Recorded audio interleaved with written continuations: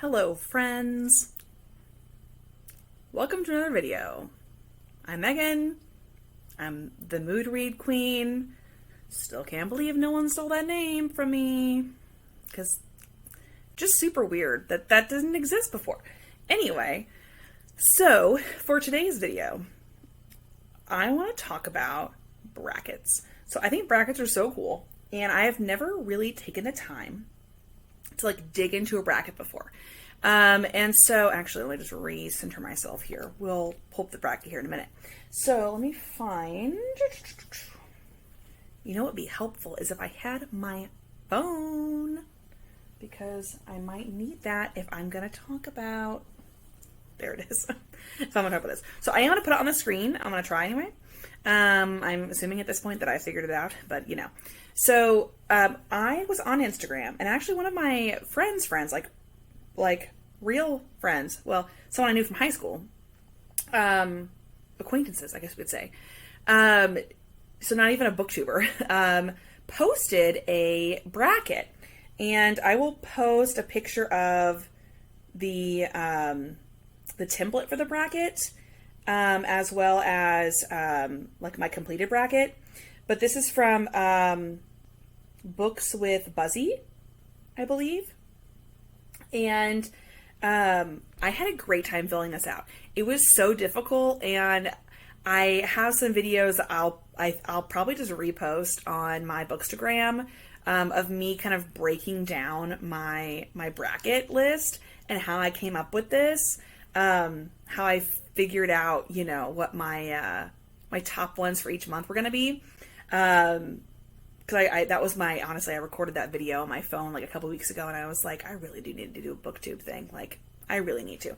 And so that is why we're here today. So thank you, sweet friend from high school who posted this, because I wouldn't have done it otherwise. So the book bracket, as you can see, hopefully over here, is, and I'm sorry that I'm going to have my phone out because I need to look at what the heck I'm doing. So apologies, friends. So you've got, of course, January, February, March, April, May, June. I did this right at the end. I think it was at the end of June. No, right at the beginning of July. So by the time this goes up, I mean, this will go up hopefully before the end of July, but I will probably not fill out the rest of this until the end of the year. Just because it makes sense. I don't know, maybe I'll do updates on it. So, I read a lot of books, and actually, you know what I just realized is I probably could pull the physical copies of some of these. Whatever. We'll just go with it. So, the book that I chose for January of my favorite book of the month was All the Feels by Olivia Dade. And let me just do a quick turnaround here. Here she is. Oop. I'm so organized. Okay, so All the Feels by Olivia Dade. This book, amazing. Her first book is called Spoiler Alert, which I also have back here. And I loved that book. The representation in that book is fantastic, and this one as well. I gotta say, though, this book I like better.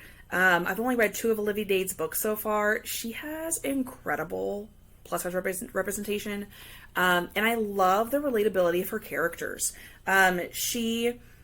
This series in particular is about fandom, and I love fandom. I'm a nerd. So, aren't we all, though? We're all nerds for something, right? Just some things are more nerdy than others, I guess, but not really.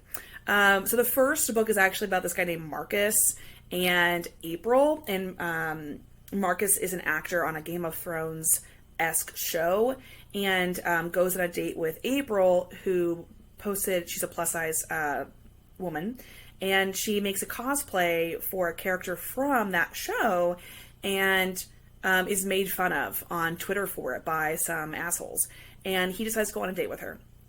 And they meet. It's very, You've Got Mail-y. We didn't know each other. We didn't know that we knew each other, but we both know each other online because of fan fiction. But now we know each other in real life, and, someone finds out, someone doesn't find out, etc. It's fantastic. There are beautiful scenes about body positivity, about dealing with family members who might see you differently than you see yourself. It is just, one day I'll do a deep dive on Olivia, but I haven't read all of her books yet, and I feel like that's not really fair to talk about her when I haven't read that many. But this book is about Alex, yes, and Lauren. And Alex is Marcus's best friend. He has ADHD, I believe.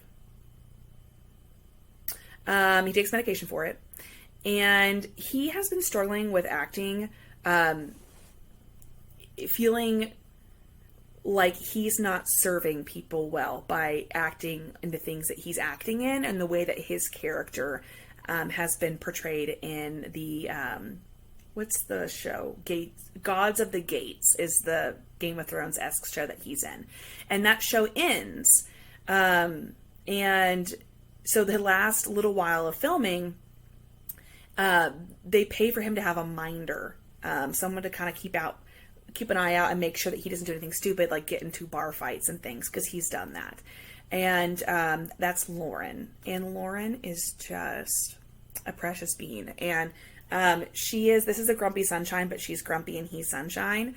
And I loved it. And I could say so much about this book, but they have some great conversations about things. And you're going to hear me talk about this a lot, but I love it when people actually talk about stuff that's important, and when they actually communicate instead of assuming. Like, I hate when people make assumptions.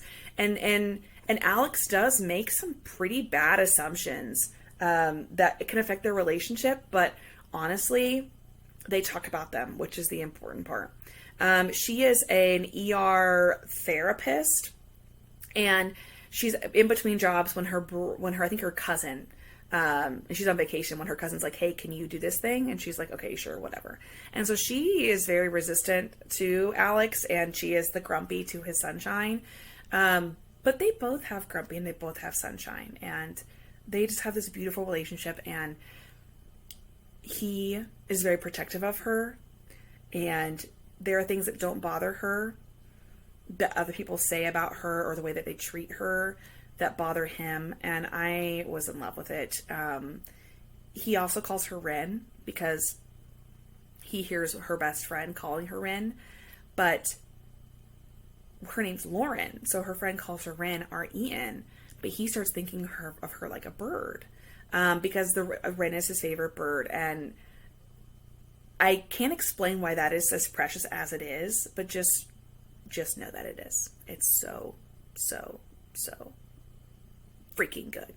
Okay, so that was my favorite book of January. My favorite book of February was The Other Miss Bridgerton by Julia Quinn. This was hard to choose because I was in a huge historical reading phase when I was reading in February. And so let me just real quick here. I know a lot of other people on YouTube are like super organized, but I am just going to fly by the seat of my pants. And so we're going to look up what these characters' names are because I don't remember. So this is the Rokesby's number 3. So if you like historical romances, and I guess I'll be over here somewhere. This is the prequel series to Bridgertons. So it has the kind of aunts and uncles of the Bridgerton family in the Bridgerton books. And this book has Poppy. Okay, but that's kind of cute. Poppy and Andrew. I don't know why I didn't remember that. And this is like a pirate book, basically. And I love a pirate book. Pirate books, thank you.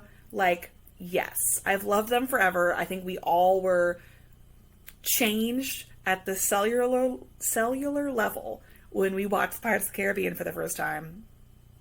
And that means we all love pirates. So anyway, I won't get into too much depth about this one because it was very quickly beaten out by all the feels. But I loved this because Andrew isn't what he seems. Poppy makes some assumptions about what kind of man he is. He's a pirate, he's a bad person, and he does his best to protect her in an unfortunate situation that they find themselves in. And it is romantic and sweet, and there's some good pirating stuff happening, and the ending was just a surprise and wonderful, and I loved it.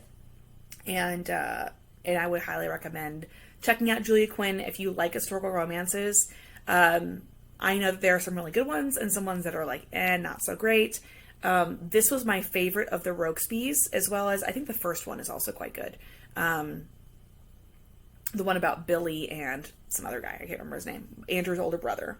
But I would highly recommend that you check out her books. Some of them aren't my absolute favorite, but this one is higher on my list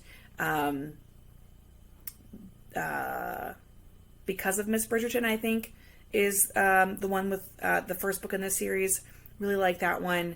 Of course, any of the Bridgerton books, except for 8. Gregory's book is shit. Some people love Gregory's book. Oh my god, it's terrible. And one day I will go through my definitive ranking of those books, but not today. Because like everyone and their dog has done it, but I have mine. So anyway, but yeah, that book was pretty quickly beaten out by All the Feels by Olivia Dade, because that book is just wonderful. In March, I actually was watching a video about plus size main characters. And I think, who was it? This is what got me on, actually, this video that got me, The Weight of It All by N.R. Walker, is what got me started watching BookTube frequently. And I believe it was a video by Jen at the Book Refuge, because I was really I really wanted some book representation in that month, and it was spring break. And so I had read several books that she'd recommended in that list, actually. Great video. I'll find it. If I can link it, I will. I have no idea how to do that, but I'll figure it out. But The Weight of It All is a book by N.R. Walker. N.R. Walker is, I believe, an Australian author. And The Weight of It All, let me make sure I know all the info. The main character is Henry. And Henry's in his mid-30s. And he just recently was dumped by his boyfriend of several years. Because his boyfriend's like, you don't take care of yourself anymore, you're fat.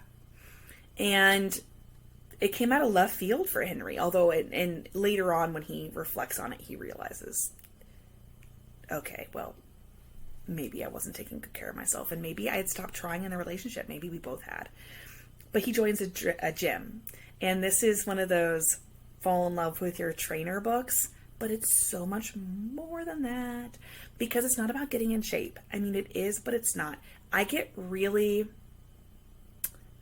I don't want to say defensive, but I get weirded out by books that are about people getting in shape, because I'm all about self-love, and I just realized I never actually plugged my computer back in after this is the life. Okay. I'm all about self-love and acceptance. I do want people to be healthy, and at the same time, I think you can make that definition for yourself.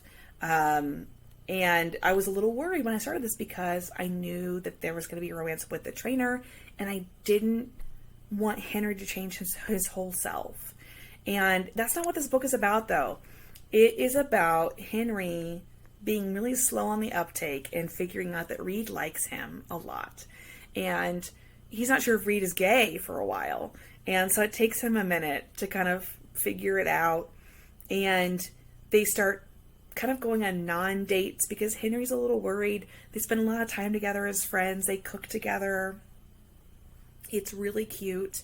And it's also about Henry realizing the complacency that he had in his own life and why that led to the end of his relationship. And anyway, I'm sure I said it super well in my review in March about it, but it really made me think about a lot of things. And Reed isn't perfect. Reed looks perfect. Reed is beautiful. But he struggled with weight when he was younger, and Henry doesn't become perfect, you know. Reed accepts him as he is, knowing that there are still some things that that Henry wants to change, but it's just, God, it's good. And there's some beautiful, actually, I forgot to mention, this also has some great spice in it. They all do, honestly. I mean, it depends. I'm not a huge, like, I need them to have sex on the page kind of person. But whatever feels right for the story is where I'm at. And this has some good scenes, but not too many, because it's not that, it's important character development wise, really. So I just loved this book. And in fact, what did I say in my review? The very first line of my review on Goodreads says, "This book had absolutely no business being this fucking adorable." And if that doesn't sell you on it, I don't know what will. But anyway, I loved it. Such a great book. The cover is shit. I'm so sorry. Like, I read a lot of books that have terrible covers, and that's just the way that it is. You have to accept that. But that's what the cover looks like, so sorry. Then my favorite book of April was The Fae King's Curse by Jamie Schlosser. And Jen from the Book Refuge also talked about this one. And I added it to my list. And then the cover is also a piece of shit. I mean, good God. I have now seen the same dude in the same, like, literally this stock photo at 3 different books. I can't. Just use Canva, people. Just use Canva. It's really easy to use. But anyway, The Fae King's Curse is, oh my God, I loved it. It was brilliant. And maybe I was in the exact right mood for romance and fantasy. Let's see. Let's make sure I know the names of the characters before we get started. So there's Kyrian, and then what is her name? Well, we can't talk about it until we know what her name is. Quinn. Kyrian and Quinn. Okay, this book, so good. It is kind of ACOTAR light if you want something that's fantasy but isn't as hard to read, pay attention to. You know, I love ACOTAR, Reese and Feyre forever. You know, I'm collecting the graphic audiobook so I can listen to their full production audiobooks for that series. But this has a similar vibe to it, and it's there's some fun, interesting things about it. So Kyrian is a Fae prince, and he meets Quinn when they are both pretty young. I think like 12. I think they're 12 when they meet, and he has come through a portal, and so they meet, and he is blind, and he can't see her. And so when she saves him from this river that he is in, he calls her a peasant. And so they start this little friendship that afternoon. But then when it's time for him to go, he's like, all right, peace out. I got to go back. She ends up telling her parents she met a boy and that he disappeared. And so they're immediately worried that there's a boy out there in the forest alone. And so they're looking for him, and he's not there because he doesn't live there. And because this is like modern day United States, and then like parallel universe Fae land. Don't overanalyze it too much. And so he wants to come back the next day, but he hears like hounds and different noises and stuff, and so he can't come back because it doesn't seem safe. So then when he comes back like 2 days later, she's like, hey, who are you? What is this? And it's because for him, it's been 2 years. And for her, it's been 2 days. So for every human day, it's a year in the Fae realm, which is fascinating, right? So, yeah, it's just crazy. So he tells her, because she didn't really believe him very much before. He's got like pointy ears, and but they have mutual crushes on each other. It's really cute. He's blind. He was cursed. I won't get into the whole curse thing, but basically there are three three monarchs, I guess you could say. They're all related in some way, either brothers or cousins. And there was a curse that all of their sons would be blind until they found their mates. And then they each have a specific clue about who that mate would be. And so Kyrian, his clue is that he'll know her by sight, and she'll be marked by the stars by the sky at night. But of course he's blind, so how in the hell is he gonna be able to know her by sight? So anyway, he comes visiting every day, but every day he gets older, right? So very, very quickly, it has the potential for like a perv factor. It skirts that. I think it does a pretty good job of staying away from that. And within a few days, they're not holding hands anymore. He obviously has feelings for her, but we moved that quite quickly. And then she's 18 and she is going to be moving to go to college. And she doesn't feel like she doesn't want to go to college really, but she feels like that's what you do.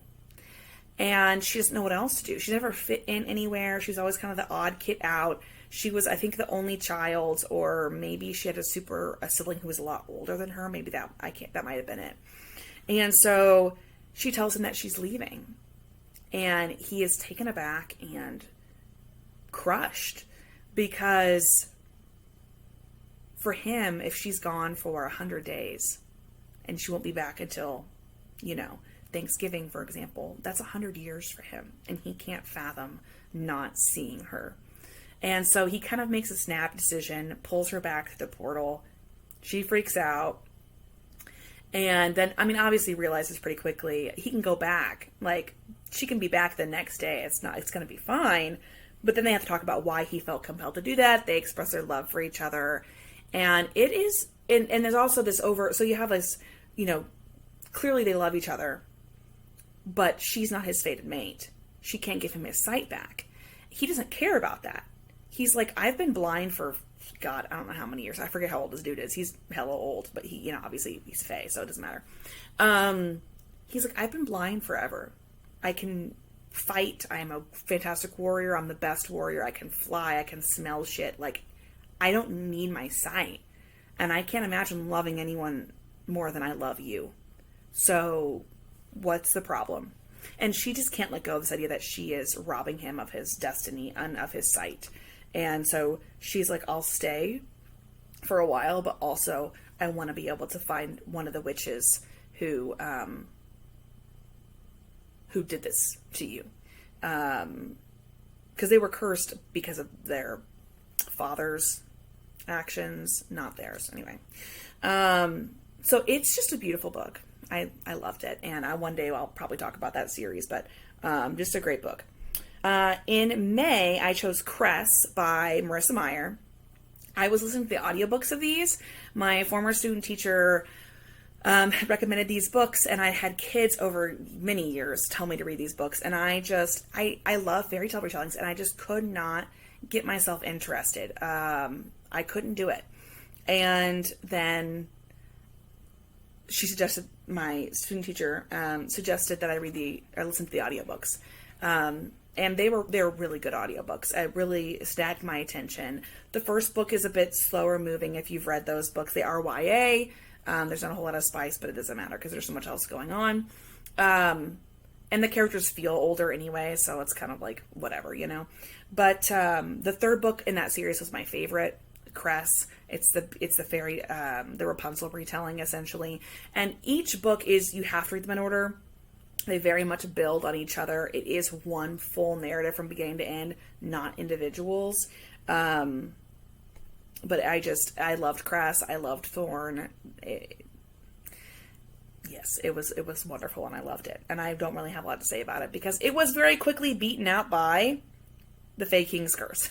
So, and then for June, a book that I just talked about in a previous video ad nauseum, so I will not tuck your leg off about it, and that is Better Than People by Rowan Parrish.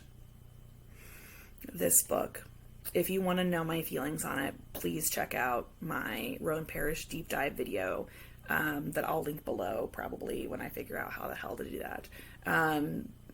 I love this book dearly and it is incredible. So anyway, that was my pick for June because that was the very first audiobook I listened to by her, and I started it on June 25th. So I finished it within 4 days, and then that was the last book I think I finished in June. So then, when you look at the list, All the Feels versus The Other Mrs. Bridgerton, All the Feels won. And then The Other Mrs. Bridgerton versus The Weight of It All, The Weight of It All won. And I really had to give it to The Weight of It All. I love All the Feels. The representation in that was incredible, but The Weight of It All was powerful in other ways. And it really rocked me to my core. Then Fae King's Curse versus Cress. Obviously, Fae King's Curse came out on top. And then Cress versus Better Than People. Better Than People came out on top. And based on my long rant about that book, not rant, gush about that book, Better Than People won. And then I had two gay books against each other out of all the books I read in those months. Somehow those two, crazy. And I picked Better Than People. I don't know if it's as good as I say it is. To be honest with you, I loved it dearly. I mean, really, I worship that book. But I think it's interesting too. We're still on the kind of the get to know your new booktuber person. Who is Megan? Why the hell did she pick the Mood Read Queen as her title? But I think this bracket also kind of shows you what kind of stuff I like. And so we're getting close to the end of July, and I don't know what I'm going to choose for July. I am going to do a July wrap-up video at the end of the month. So that will be something that I'll do every month, not every week or every other week. I'm doing it once a month because I have a full-time job and a part-time job, and I'm doing my master's, and I'm doing all these other things. And I know we're all busy in our own ways, but this is just fun for me. I'm not looking to make money off of this. I don't think I'm going to ever post enough for that to happen, but I just want to talk about books, and why not, right? So that's the book bracket. I will hopefully be able to link you to the saved copy of it as well. I had to use an app, and probably some of you are more techie than me. I think I'm pretty good with technology, but like sometimes something happens and I just don't know what I'm doing. But it's called Instant Downloader. And it's the icon is a square with a white download icon, arrow. And I used that to get the full image from the stories, so I could fill out the bracket for myself and then share it. So I know we are now in July, but hey, it's never too late to do a bracket. And I'll probably go over and this at the end of the year and talk about then who won. So anyway, thanks for listening. Thanks for listening. And hopefully I keep making these videos and you keep watching them. And we'll see. I don't know how good I'm going to be at reading comments. I'll just be honest with you. I'm going to try my best, but whatever. Talking about books is awesome. And so are you. Bye.